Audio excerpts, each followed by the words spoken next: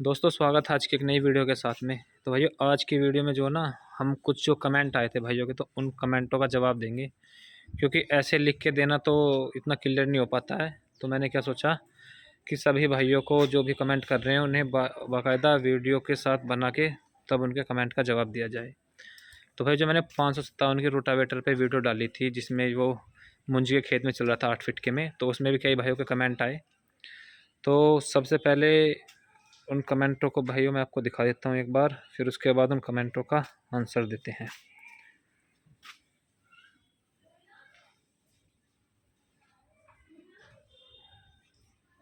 तो भाइयों सबसे पहले आप देख सकते हैं ये कमेंट है।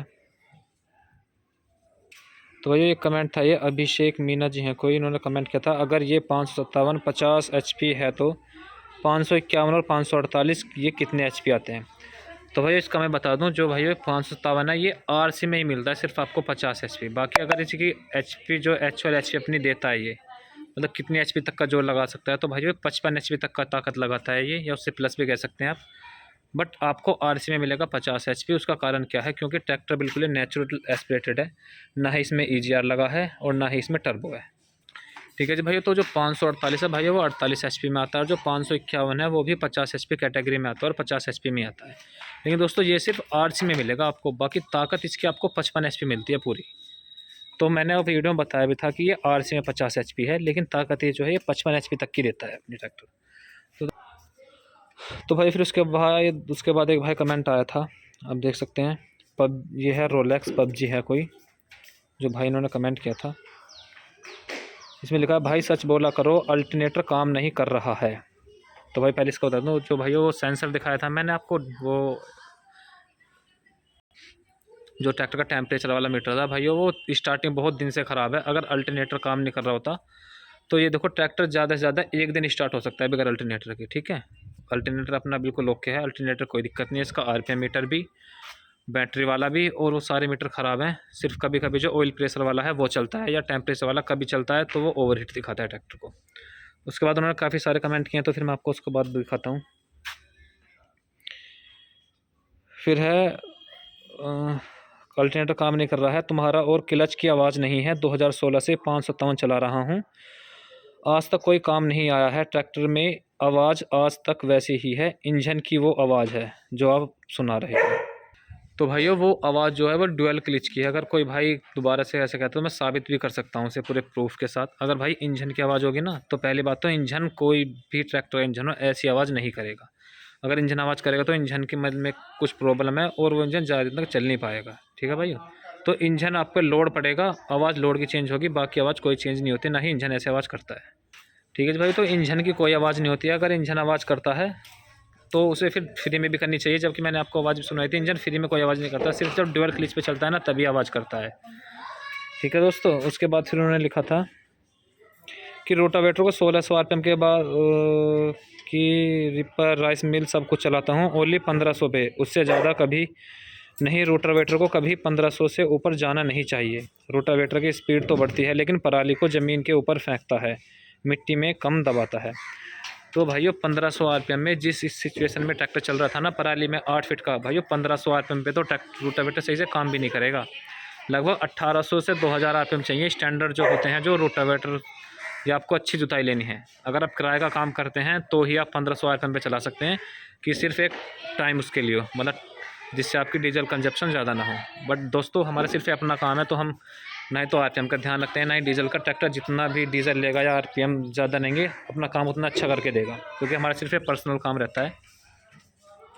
तो भाई 1500 RPM पे तो भाई कभी भी 1500 RPM पे रोटावेटर काम कब करेगा, जब आपकी खेत की मिट्टी जो है बहुत ही ज़्यादा बारीक हो पहले से ही। तो भाई जिस सिचुएशन में चल रहा था उसमें तो लगभग 1800 से 2000 RPM चाहिए ट्रैक्टर के, तब जाके ये ट्रैक्टर सही चलता है।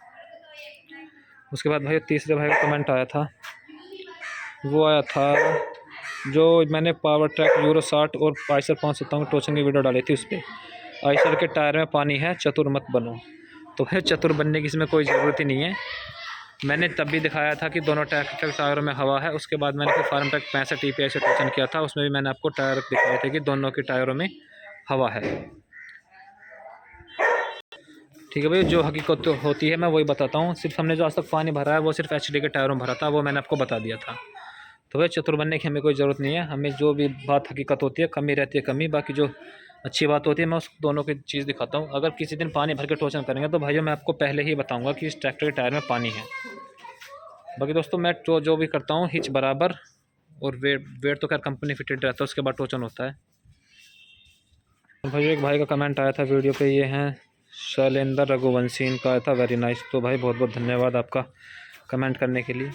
तो भाई व्हाट्सअप पे मेरे एक सब्सक्राइबर हैं रणजोधा सिंह, अमृतसर से हैं। तो भाई उनका भी कमेंट आ रहा था, वो पूछ रहे थे जो हमारे पुराने वाले 485 में क्राउन पिनियन का काम हुआ था, तो वे ये पूछ रहे थे कि जो क्राउन पिनियन का सिस्टम 485 में है वही सिस्टम क्या 557 में भी है। तो भाई पहले मैं आपको बता दूं, पहले मैं आपको 485 दिखाता हूँ। दोस्तों 485 होता है ना, इसमें क्राउन पिनियन यहाँ पे होता है बुल गियर, इसमें जो ब्रेक है ना,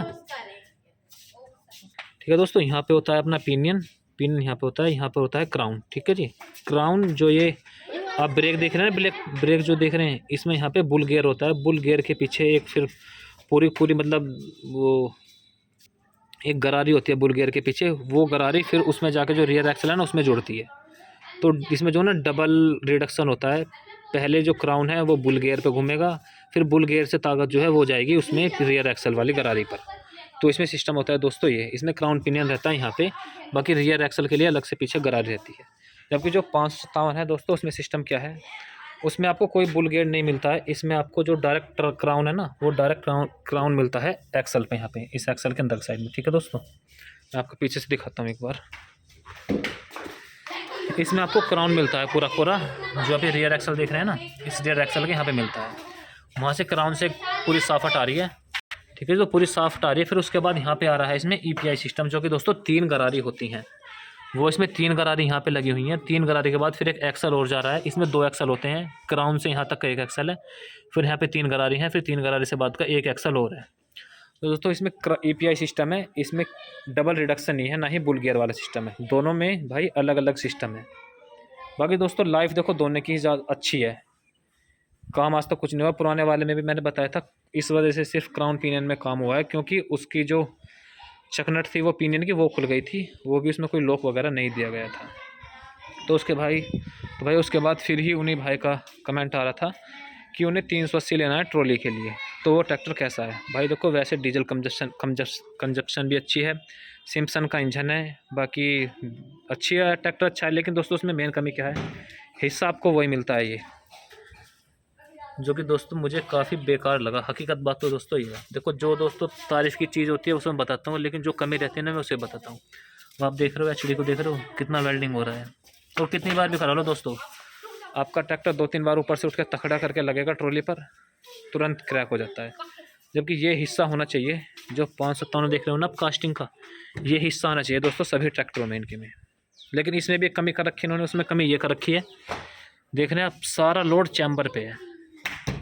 अगला हिस्सा तो कास्टिंग का मोटा कर दिया, लेकिन यहाँ पे आके इन्होंने ट्रैक्टर बहुत कमज़ोर कर दिया है। चैम्बर टूटा था दोस्तों हमारे ट्रैक्टर में यहाँ से, वो मैंने वीडियो अपलोड नहीं करी कुछ कारणों के कारण, देख रहे हो आप, पेंट भी अलग दिखाई दे रहा है आपको, ये चैम्बर टूटा था, इसी वजह से फिर हमने चेसिस प्लेट लगाई है। अब कोई दिक्कत नहीं है।